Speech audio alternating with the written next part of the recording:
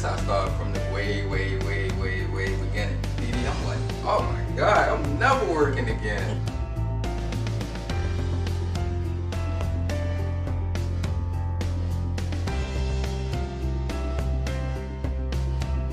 Next thing I know, my feet getting up, my shins getting up, my knees getting up. It's like I'm dying slow or something.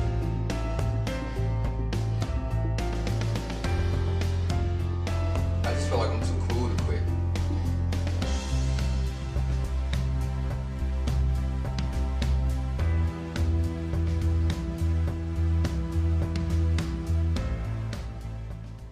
Good day, everyone, and welcome to another segment of Business Acumen with Cross-Cultural Talks. I am your host, Robinette Cross, and today I have with me the realest dude in the city, the man, the myth, the legend, Mr. Tyrell Morton. Hey, Tyrell.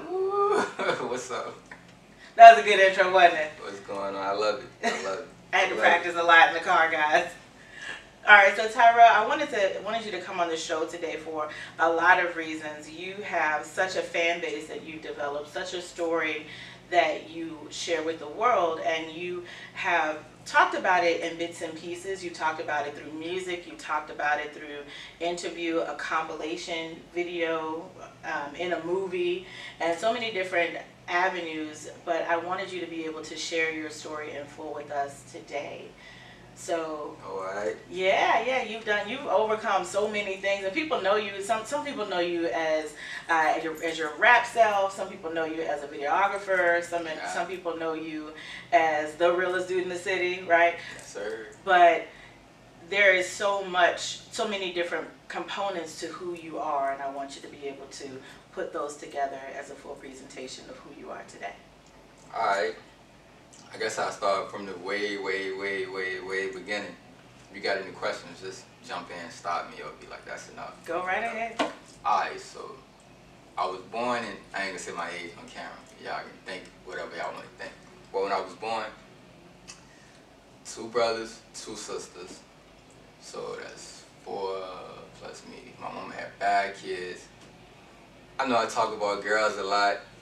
Like girls make me and break me. My mama had 4 different baby dads. Oh my God, that's crazy. I hate to say that, but I'm an open book. So she was on drugs, of course.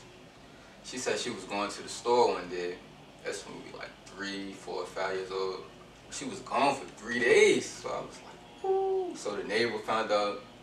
Next thing I know, CPS literally take us off the couch like the movies, and we got split up when we was younger. So fast forward, I moved with my grandma, because she was like, nah, you ain't staying in protective services, you out kid. We let you move with my dad's side of the family.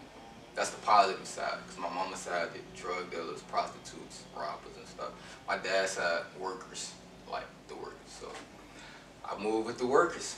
But for some strange reason, it seemed like no matter what, little dudes just love their mamas for some strange reason. So my mama got straight, she got all rehab. My dad was at work, this when I'm 16. My dad was at work. My mama said, I want you to live with me again. So I was like, alright, cool. So my dad thought I got kidnapped, but I just moved my mama.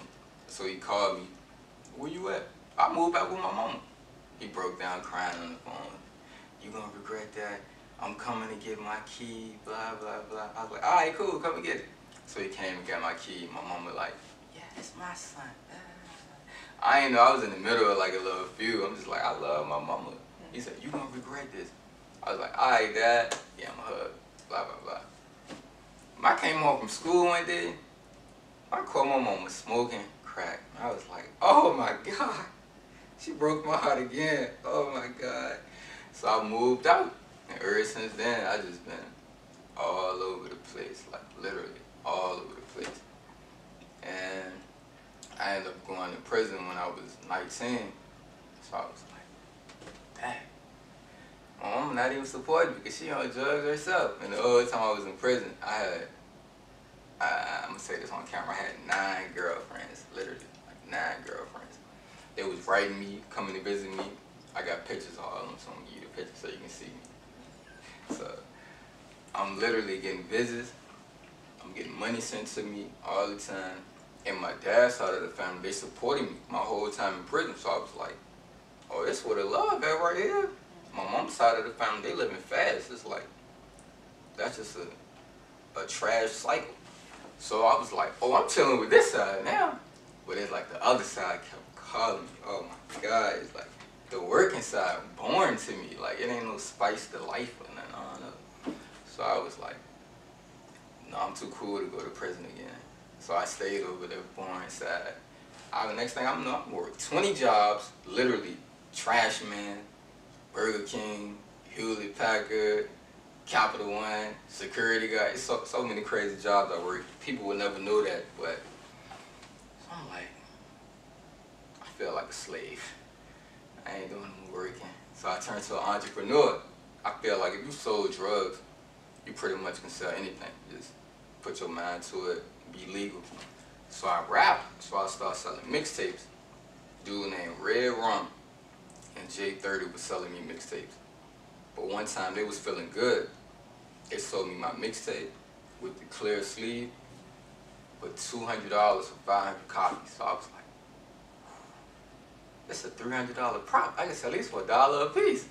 I was like, oh, snap. So people like, how much you want for it? Whatever you want to give me. Some people give me 20, 10. One person gave me $100 for one CD. I'm like, oh my God, I'm never working again. Next thing I know, I'm like 1,500 CDs, 2,500 CDs. I'm like, this better than selling drugs and it's legal. So I'm like, I'm all over the place. Start taking trips off CD money. Start getting more girls off CD. It was just crazy. So then, fast forward some, I just started getting dizzy and getting headaches. I'm like, let me take an aspirin. That's all it is. I'm taking aspirin. The whole time this tumor's growing on my brain for years. I'm just thinking they regular headaches. So I just keep taking medicine. And one day, I guess, God just gonna slow you down if something really meant to slow you down. So I was like, oh man, something really wrong with me. Next thing I know, I'm getting crazy headaches. Like literally, I can't move. Like every time I move, I just throb. Like oh my God, stuck like this. I fall asleep. I wake up in my grandma's dining room. She upstairs. She called me, Tyrell. So the headache gone now for real. So I get up. I go up the steps. Next thing I know, my feet getting numb, my shins getting numb, my knees getting numb. It's like I'm dying slow or something. As soon as I get to a room, I just fall on the floor, and I'm like, can't move from the neck down. I'm like, oh, I'm screaming, like literally screaming. I just pass out, like literally pass out. Wake up in the hospital. They do the CAT scan. He tell me I got 9 tumors on my brain. So I'm like, my life over. Oh my God, Jesus. So they only took 2 off because that control, it was on my equilibrium. 2 arms on my equilibrium, and they control your motor skills and stuff. So when they took those 2 off, I ended up being paralyzed from the neck down. Had to relearn how to walk, all that stuff. So I was like, but for some strange reason, I had a lot of support. So I was like, I'm gonna keep going. I'm gonna keep strong. So I get through that. And next thing I know, everything seemed cool. But then I'm taking my medicine, the brain surgery medicine, some steroids, so the tumors won't grow or spread. This is gonna sound childish what I'm about to say. The steroids was making my face fat, and it would have me with a big stomach. And I like having my natural 6-pack and it's slim. I was like, I'm not taking this no more. I stopped taking the steroids, and the whole time I'm taking the steroids, I found out it was killing the blood flow to my hips. So my like my leg and my hip, all the cartilage left. So my hips started grinding, and it ended up being cracks all in my hips. So every time I walk or run and stuff, it'd just deteriorate more. So I was like, I ain't know it at the time. So I'm keep on. I go to the doctor. I keep going back and forth to the doctor, and they keep giving me cortisone shots. So, and it's like, the cortisone shots is numbing, so I won't feel it. It'll still be happening, I just won't feel it. So when the cortisone shots wear off, it's like, oh, it come crashing down on my head, and it get worse and worse. But I keep getting the cortisone shots, and it keep getting worse.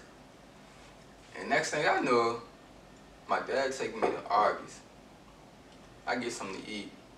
Less than 2 minutes, I throw all my food up. I was like, Dad, what the world? So he take me to Taco Bell right beside Arby's in the Zay. I eat that. I throw that up. I'm like, whoa, what's going on? So I go across the street. All this in like an hour. I go across the street to Wendy's, eat that, throw that up. I'm like, whoa.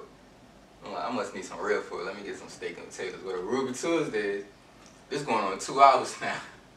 I throw that up too. I'm like, whoa. And I done threw up so much.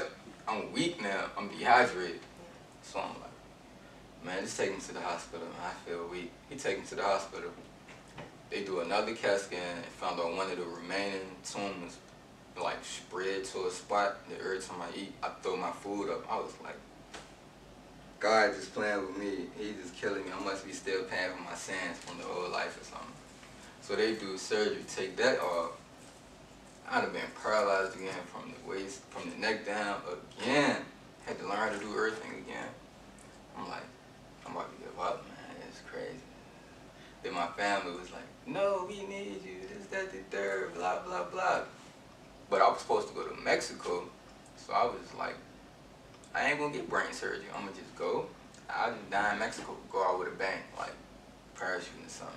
It was like, I'm selfish, blah, this, that, the third. So I was like, I'm doing this for y'all. I'm gonna go ahead and suffer again for y'all. So I get that. So when I'm relearning how to walk again, I still got the hip problem I ain't never get taken care of. So I can't really do my therapy. So I just had to just stay still until like my brain get right again.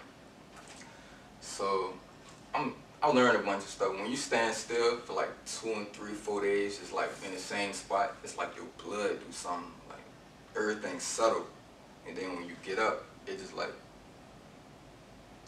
I guess you restart your life or something. So I had to relearn how to do it anyway. And I'm laying in the bed for days at a time. So I had to get everything to load back up. And my hips messed up. So I'm like, oh my God, I'm just trash right now. So I get through everything. Then they say they can't do the hip surgery because the anesthesia they're going to give me ain't going to go right with the brain surgery. I'm like, oh my God, man, what I'm going to do? So I'm just walking with a walker, a young dude walking with a walker, looking whack out here with a walker. So they said 3 more months you can get the hip surgery. But I ended up getting it. I had the brain surgery in August, and I got my hip replacement in November. So they said 3 months, kind of sped it up. They said I'm young, so we can do it. So I got my hips replaced. Now I can't walk again. I'm like, yo, God's trying to, I don't know what God's trying to do, what He's trying to say to me. I still don't know to this day. I'm hoping He reveals something. So that's where I'm at now. I can walk and stuff now though. I just can't run, jog, blah, blah, blah. Can't lay on my back too much. Sleep on my side. I gotta keep switching back and forth every night. That's where I'm at now. That's where you're at now. And you still have 6 tumors left. Unfortunately. Right? Yeah. But there's in a stable enough position where you don't have to get another surgery unless they grow. Or spread, yeah. Unless they grow, they spread. Very good. And so how did you get the idea? One of the things that people do is they follow this particular journey that you're on right now. Yeah. From the tumors to the surgeries to the recoveries to having to go back into the operating room to the therapy. So how did you start to document that? My friends were just coming in with the cameras with their cell phones and posting this stuff. So I'm like, oh, they really like this stuff, getting hundreds of likes on stuff. So I was like, oh, I'm about to profit off this pain. So I started making a mini movie. So that's where I'm at now. I finished the mini movie. I'm gonna put it out when I go to Jamaica. 2 months. But yeah, 2 months, August. That's awesome. Profit off this pain. Yeah. Come on. Our pastor, because Tyrell comes, he is a member of the church, Richmond, by love. He's been coming for quite some time. And our pastor would always say, Pastor Cheryl, she said, you're never in a season, don't ever go through a season that you don't get something out of. So she said maximize your season, whether it feels good or whether it doesn't feel good. You maximize your season. So that just pairs to what you just said. I'm going to get something. Yeah, I'm getting something out of this pain. Yeah. Yeah, and so you've even now taken your journey like on the road. So even though you are still you're in recovery, you're stable enough, but you're still able to travel. You just said you're going to release your movie when you go to Jamaica. Yeah. So what keeps that drive? Some people would just really just give up and be like, just like you're saying, I was like, hey God, now what's going on? What do you need to show me? What is there to tell me? Some people would just resign themselves to deteriorating hips, tumors on their brain, and no lease on life. So what makes you keep going? I just feel like I'm too cool to quit. That's it for real. You too cool to quit? Yeah, that's how I feel. I agree. So what makes you think you're too cool to quit, though? Like, what about you is too cool to quit? I love females, so I can't be trash, like, just sitting down doing nothing. I gotta be out and about. Like, love stuff. Like, I go to the barbershop every week faithfully. I make sure I'm clean. Like, no matter what I'm going through, I'm gonna be clean and fresh. No matter what. People say they don't care what other people think. I do. I don't care. I care about my legacy. Like, I be telling people, I feel like you made it in life if when you die and you still feel like you're alive. So that's the reason. That's another reason why I document stuff, so I can leave a bunch of stuff behind and people can just be watching from years to come. Like if God was to make a new Bible, I want to be in that new Bible. Like little thoughts like that keep me living a cool life. That's good. What would you want to be? What would your story be in the new Bible? What would the book of Tyrell look like? All over the place. That's all I can say. Yeah. So you want to leave a legacy for yourself. You want to leave your mark on the world. And so how do you take, because now I believe your following has really increased because of your ability to press through your pain and to maximize your pain in this season. And so how have you been able to benefit in some ways or inspire other people through your journey? Like, I benefit. I accidentally turned to a motivational speaker. So Accidentally. That's cool. People just want me to talk to kids, come to schools and stuff. So, and the kids be like, oh, and the kids just think I'm like some iconic figure, and that kind of do something to my ego on the low. But I keep it cool. I be like, oh, they love me, y'all. So that would keep me talking to the people. And I love to talk too, so that's cool. This type of condition that you have, what is the name of it? Because I know that I remember you saying that it's not hereditary. Nah, it ain't. It ain't. What is it called, and how does one come about the condition tumors? It's called Von Hippel. That's what it's called.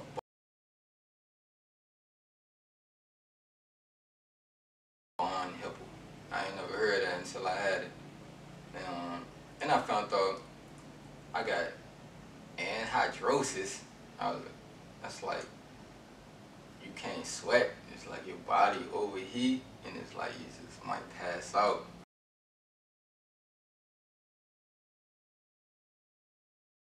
Like so much, I have passed this year, the past 2 years, I probably passed out like 8 times.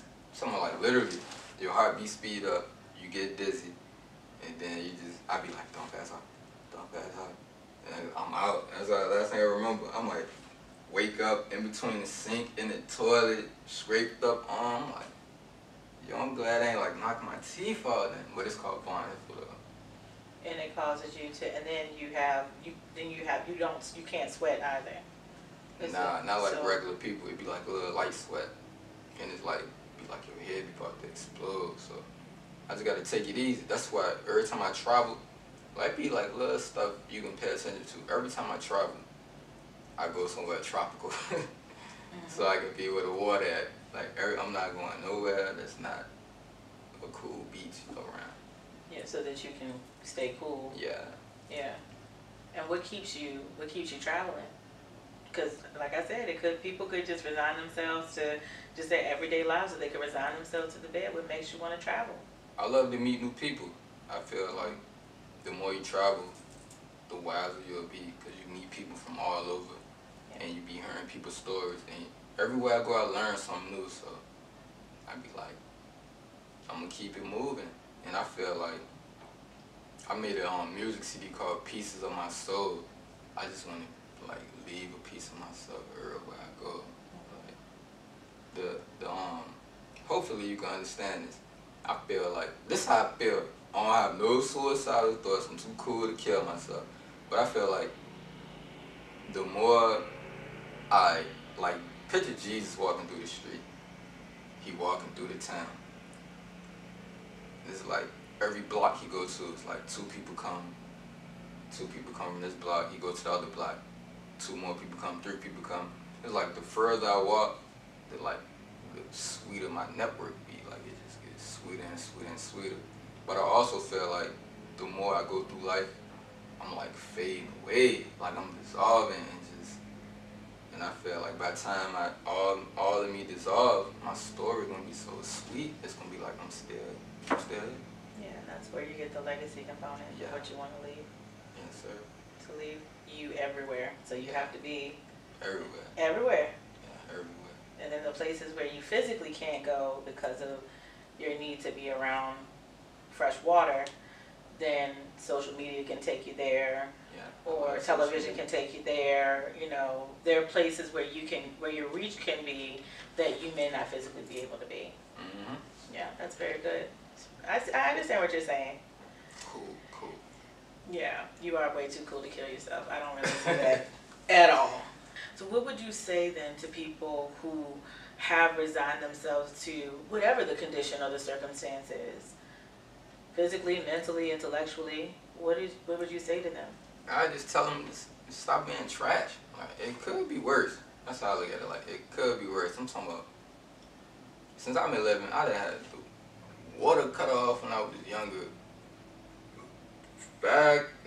4 kids sleep in one bed, all us waking up eating cereal, all one big bowl. I'm talking about mama on drugs, mama try to kill herself, cuts all on her wrist. My dad wanted to be a player all his life, just threw me on my grandma. I love my dad because we see each other like every day now. He cool, that's my dog. Yeah, your dad's great. Like it could be worse. I had stitches in my head right here, brain surgery over my eye. Yeah, like I see this every time I get a haircut every week. It reminds me, like, man, you blessed. It could be worse, man. So y'all don't complain. Always know somebody wish they could be in your shoes, man. Been to prison, heartbroke so many times. Everybody go through heartbreak, so that ain't forget chicks. So much stuff can happen, like bullet fragment in my face, got kidnapped, threw in the trunk, held for ransom. Like, it could be worse, but you will never know because I'm happy. Like, I love life. I'm just going. I just don't show people the pain unless they heard of my music. Yeah. But no matter what happened, I always think it could be worse. I mean, I got 6 tumors on my brain right now, and I'm like, I heard people complain about little stuff like losing a job or something like that. Like, what? Get another job. Like, I got 6 tumors on my brain right now. They can grow or spread. My body all super sensitive now to what I eat. Like, certain stuff I eat, I'm gonna get a headache, or I'm gonna throw it straight up. It's like my body's so sensitive now. That's why I only eat fish and turkey now, and a bunch of vegetables. And I'm like, I'm not complaining. Your life way sweeter than mine. Well, material stuff. You shouldn't complain either. Just people just trash to me, man. That's what I tell them. It could be worse. Stop being trash. And it's thousands of people that wish they was in your shoes right now. Yeah, thousands of people.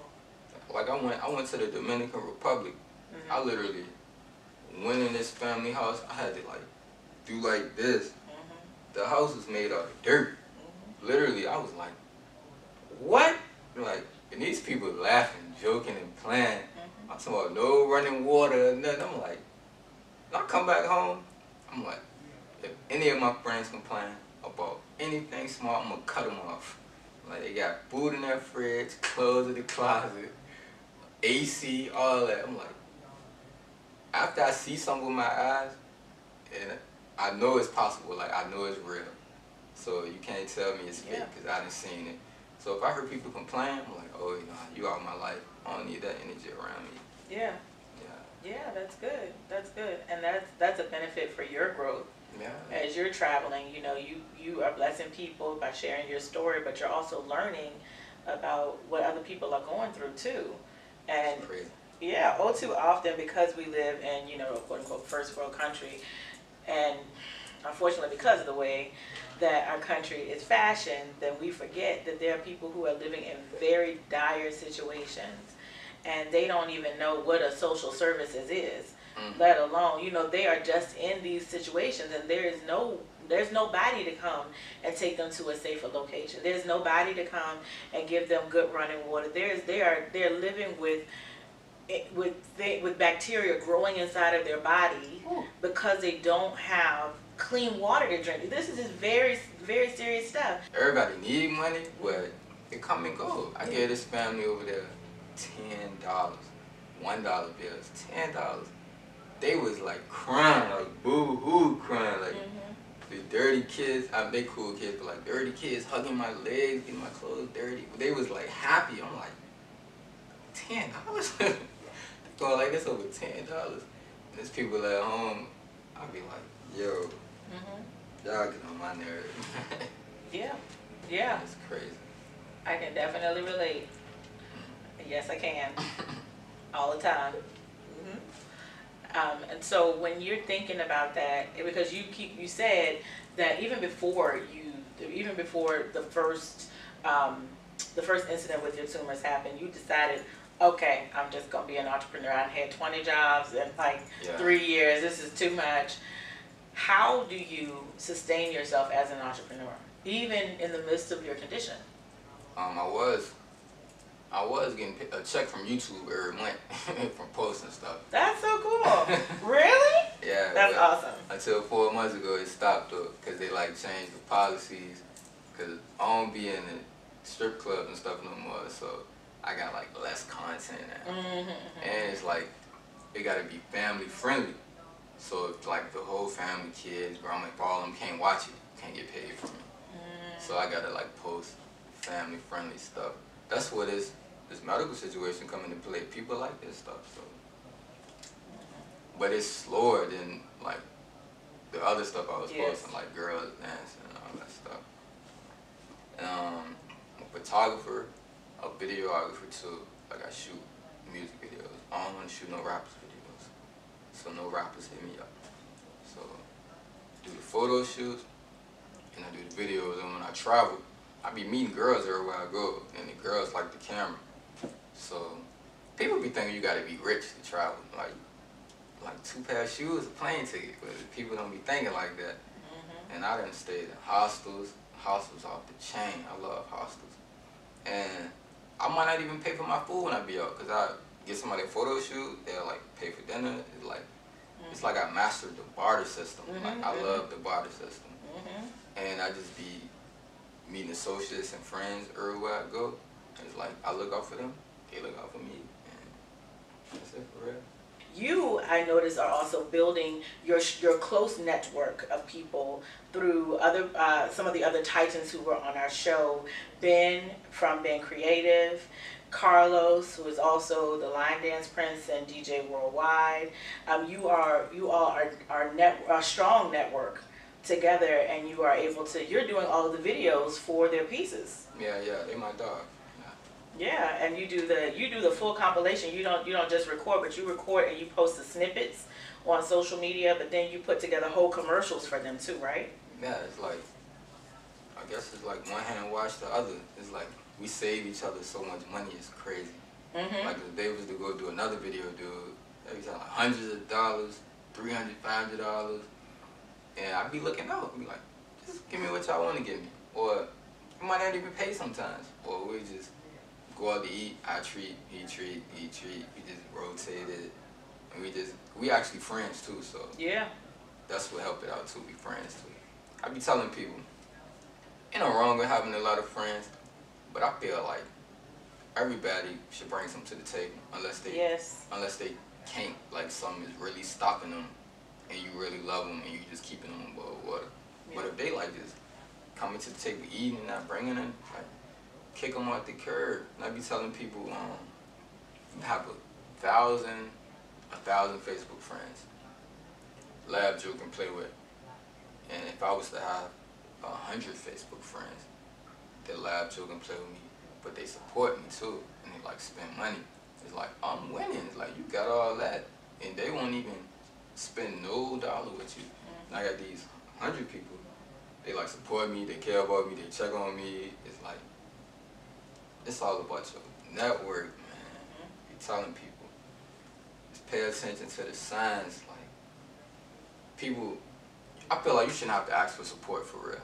Yeah. Like, if people want to support you, they gonna support you. Like, I can honestly say, when I was in the hospital, I literally didn't ask one person to come visit me.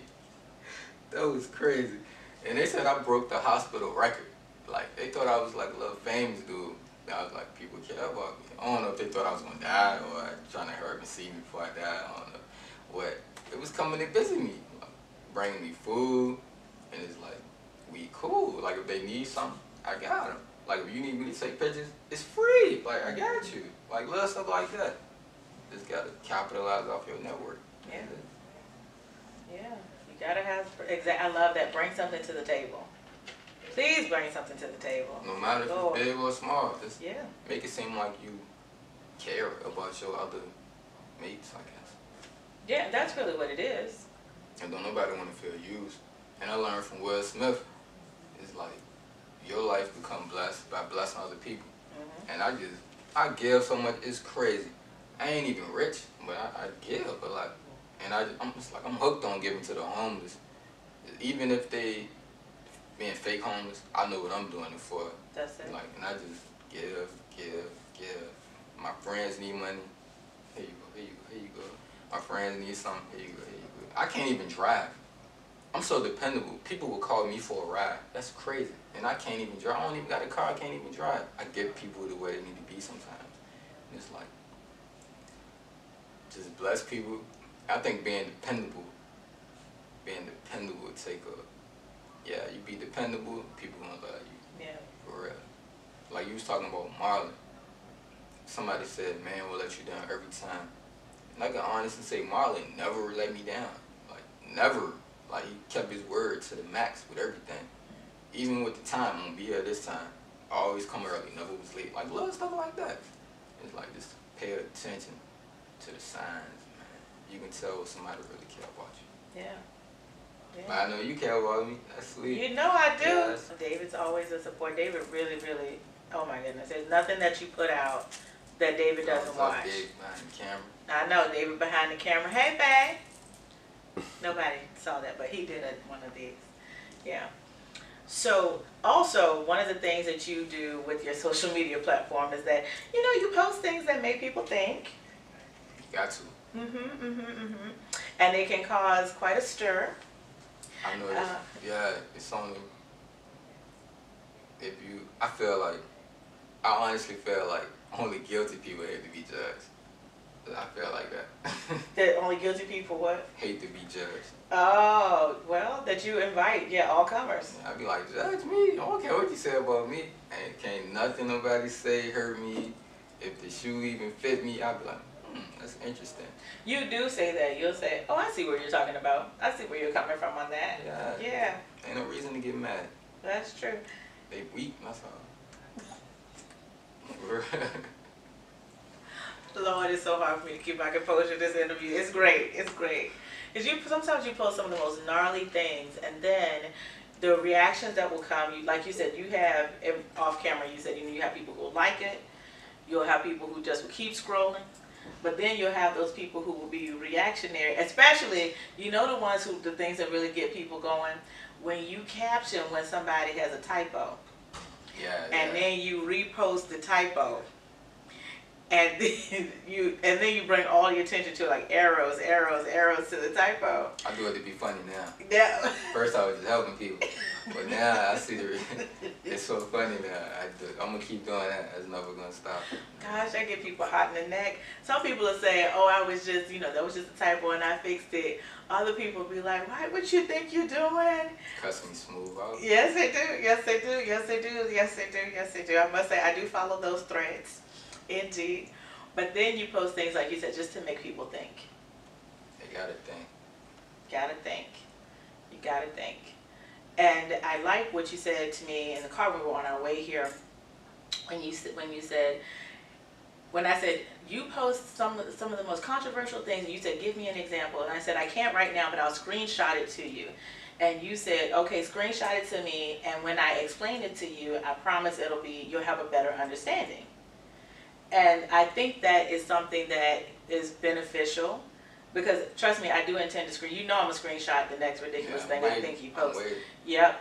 But I think that there's benefit in that, because just like you ask questions or you make statements, then you welcome all comers, all questions, so that you can explain what you mean. And I think that that's a good thing to foster that type of conversation on such a platform. Yeah. So I'm trying to think of an example though. Well, there are plenty. The thing is, there's so many examples that you can't think of just one. So I got one. Well, okay, come on. Like people in my age group tend to sleep around a lot. So I'm like, if you sleep around, like unconsciously or subconsciously, you don't cherish your life. Like I honestly feel like that, because I feel like that's another reason why I guess God put the tunes on my brain too, because I used to be out there crazy. And I feel like, alright, this is me right here. This is a girl. Like, put some sticky stuff on each of the, like paper, put sticky stuff on the paper.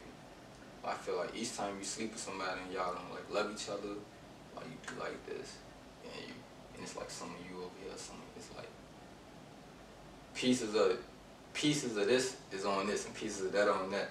Then you sleep with somebody else, do the same thing, you keep doing that with different people. Next thing you know, you got soul ties everywhere. And it's like you're gonna be all over the place. But people don't think like that.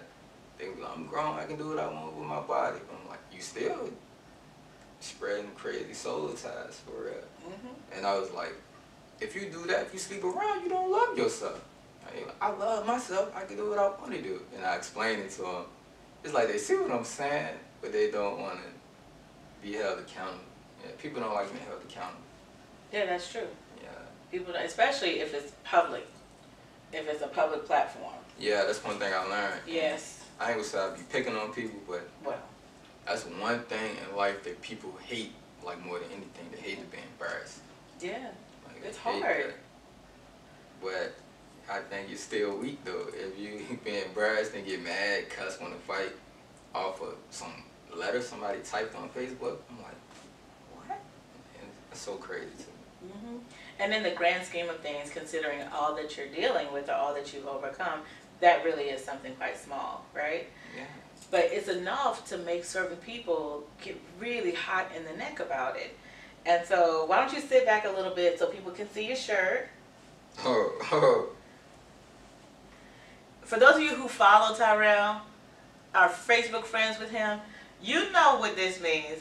Tell people what this is all about. If anybody looking for me, I'm always smoking. If anybody looking for me. I'm not hiding, man. That's it. And I be hoping somebody, like, I done had somebody pull up to it, but I be hoping somebody do something crazy, because I don't know why I want to sue somebody so bad. I don't know why. I just want to sue somebody, but I'm cool. Please do not provoke yourself into suing somebody, because I'm going to win. Cause like, I ain't touched them, but nothing. They like hurt me. And with my condition, the people going to be on my side too, so it's a win-win for me. That's how I look at it. For real. So, anybody looking for me. And then that's your start phrase. If anybody's looking for me, if anybody looking for me. Oh, Ben White made me this shirt too. Monique. Yeah. Shout out to Monique Brown. Thanks, Monique. Yeah. If anybody looking for me, you tell them exactly where you are. You normally say where you're sitting, what you're wearing, and you take a picture of what you're eating. So that if anybody's looking, they have a whole meal's chance to get to you. Now, why do you do that? Calling people bluff. Because dude threatened me. He was like, well, I'm mad. Because I spell checked him. He got mad, wanted to fight me. I'm like, want to fight me over a spell check? And he like a scary dude. I ain't no punk in that. He like a scary dude. So I ignored him. But the girls just ganged up on him in the comments. But he's still coming off at me. And I'm just like, reading the comments, ignoring him. He's like, no, you see it. He started typing stuff on my walls. I'm like, whew, this dude is mad. But I'm still ignoring him. And then I sat back and thought about it. 2 days later, he's still going. I'm like, dude really think I'm scared, man. It's like, really think I'm scared. So I was eating when I was thinking that. So I just like took a picture of me in the food. It's like, if anybody looking for and put the location up. And I was like, they was tripping off that post. So I started doing it ever since. If anybody's looking for That's me. like one of my trademarks. Yeah. Yeah. What is one of the things of which you are most proud in your short, blah, blah, blah years of living? What is one accomplishment that you are most proud of achieving? When my dad told me, he said, you doing stuff I never got a chance to do and never thought of doing. That was one. I was like, whew. That right there. And when I decided to leave the country by myself, I was like, people, you crazy, leaving by yourself. I'm like, nah, people just trash. Like, you plan a trip with somebody, everybody back out. I'm like, y'all ain't gonna stop me from going. So I just went by myself. Next thing I know, I'm traveling different places by myself, and people just look at me like, this dude is like so great. Like they put me on a pedestal for real, and I just be like, I love it. Like, so that's my biggest, to me, that's my biggest accomplishment, is having the people look at me in the super bright light. Like that, like I never in my life drank or smoked or did no drugs, so I guess I get high off that stuff. Mm-hmm. Yeah. Yeah, that's a good feeling. Like I had what? Crazy feeling. Mm-hmm. Like, I love it, for real. Yeah. If people wanted to contact you for any manner of things, whether that is to speak about your condition as a motivational speaker, if they wanted to tap into your services as a photographer, as a videographer, how would they contact you? Hit me up on Facebook, Tyrell Morton. I'm going to be at the top of the list. TYRELLMORTON. Or go on Instagram, Show Slim Stunner. It's going to be spelled on the camera, so I don't feel like spelling. So go on YouTube, type in greatest rapper from Richmond. But for real, type that in. But type in Show Slim Stunner. And Twitter, if you like a bunch of craziness, Show Slim Stunner on Twitter. And that's it. Yeah. So I want to say thank you for you. sharing your story today. Keep sharing your story, keep growing, keep stretching, keep building, keeping your network exclusive. Yeah. Tell your story, tell it well, and we are cheering you on every step of the way. Appreciate it.